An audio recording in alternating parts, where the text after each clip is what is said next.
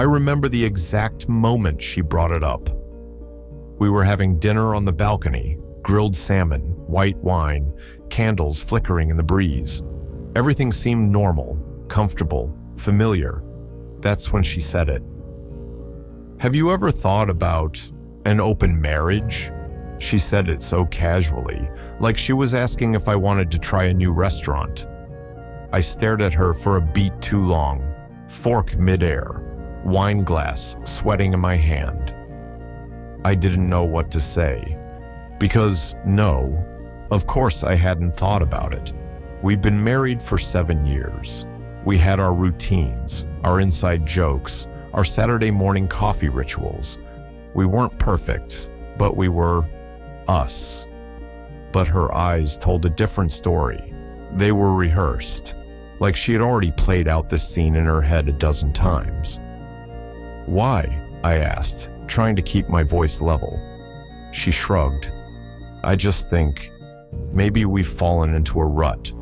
I want to feel alive again." Alive. That word hit me harder than it should have. Wasn't she alive with me? Still, I didn't yell, I didn't accuse, I didn't even get up from my chair. I just nodded slowly and said, "Let me think about it." And I did think about it, every night, for 2 weeks. The woman I loved wanted permission to be with other people, and she wanted me to smile and say it was okay. I didn't know what hurt more, the suggestion itself, or the fact that she expected me to agree. But when I finally gave her my answer, she didn't react the way I thought she would. 2 weeks later, I told her yes. She blinked, once, twice, like she hadn't expected it, like she thought I'd fight, beg, maybe try to win her back from a fantasy that didn't yet exist. But I didn't. I said, "If that's what you need, I won't stop you." But it goes both ways. That's when everything shifted. She smiled, relieved, even triumphant. For days, she was happier than I'd seen her in months. She went out more, stayed out late, told me about new friends she was meeting at yoga or book club. She was glowing, and I stayed quiet. I cooked dinner. I did laundry. I let her live her version of freedom until I met someone. It wasn't even planned. Her name was Zoe. She was a graphic designer I met at a local gallery opening. Smart, sarcastic, gorgeous in a wild, effortless way. And suddenly, I felt something I hadn't felt in a long time. Desired, seen. I told my wife, transparently, respectfully, that I was going on a date. She smiled, tight-lipped, said she hoped I had fun, but her eyes didn't smile with her. That night, everything started to crack. The woman who had wanted an open marriage was suddenly not so open anymore. After my date with Zoe, I came home late. Not suspicious late, just late. My wife was on the couch, pretending to watch something on Netflix. She didn't even look at me when I walked in. I said, "Hey," like normal. She said nothing. I asked, "Did you eat?" Still nothing. Then finally, "So, how was she?" The tone wasn't curiosity. It was poison wrapped in silk. I hesitated, not because I had anything to hide, but because I didn't expect this. This tone, this tension, this jealousy. I said gently, "It was just a nice dinner." We talked. Nothing serious. She laughed, cold and sharp. "Wow, look at you, just thriving in our little experiment." I didn't respond. What could I say that wouldn't be twisted? In the days that followed, she got distant, then passive-aggressive, then openly hostile. She stopped going out, stopped talking about the book club. She picked fights about everything, the dishes, my tone, even how I folded laundry.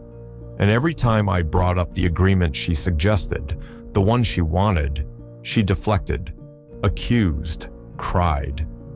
She said, "You're just doing this to hurt me."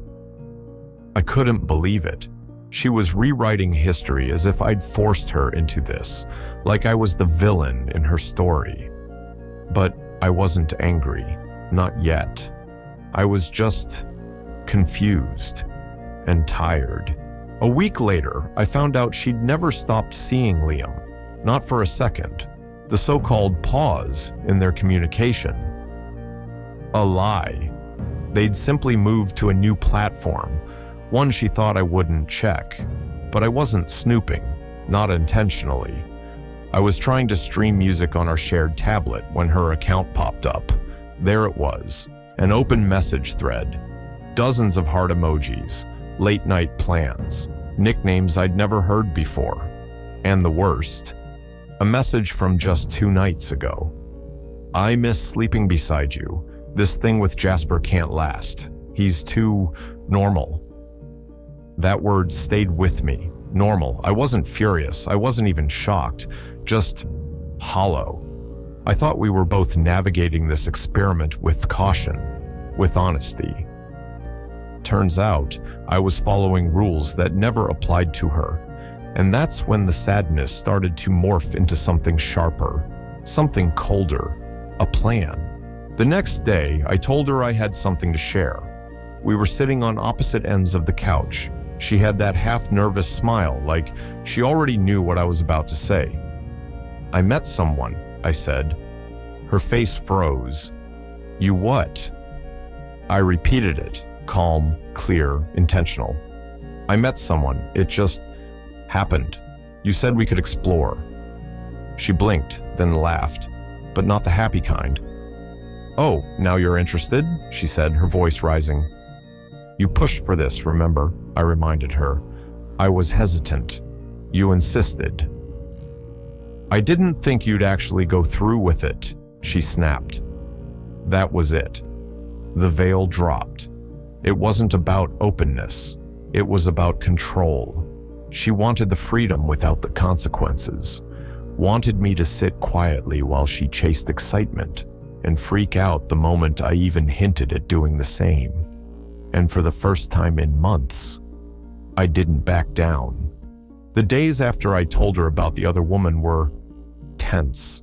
She became distant, then cold, then accusatory. You're emotionally cheating, she said one night, pacing the kitchen like she was prosecuting me. I stared at her, baffled. You opened the door, Nora. You asked for this. I didn't even want it. Yeah, well, now you seem to want it a lot, she bit back. That was the turning point. She started checking my phone, asking where I was, demanding details she never once offered about her own adventures. I asked her if she was still seeing anyone else. She didn't answer, just changed the subject. I realized then, this wasn't about equality. This wasn't about healing or exploration. This was about punishment. She had wanted to test me. And now that I'd passed her test by doing exactly what she suggested, she hated me for it. I stood by the window that night, looking out at the quiet street. She was in the bedroom, silent, scrolling through her phone. The same woman who once whispered her dreams into my chest was now a stranger behind a wall of anger and silence. I walked in and sat on the edge of the bed. Nora, this isn't working. She didn't look up. I know, she said after a long pause. No crying, no yelling, just that. We agreed it was over. There was no big blowout, no dramatic end, just quiet, tired resignation from 2 people who thought they could play with fire and not get burned. As I packed a bag and walked out of the house we once built together, I didn't feel relief. Not yet, but I did feel clarity. We broke each other trying to find something we had already lost. And now I'm done playing games with hearts, including my own.